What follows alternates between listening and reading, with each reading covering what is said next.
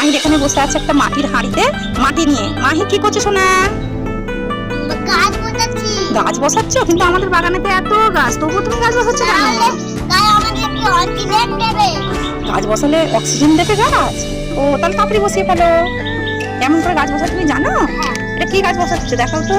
জাম গাছ। জাম গাছ বসাচ্ছো? আচ্ছা ঠিক আছে, আমি তোমার হেল্প করে দিচ্ছি। দেখি দেখি, সরো, গাছটা সরাও। মাটিটা আগে একটু খুঁড়ে নিতে হবে এরকম করে, বুঝেছো?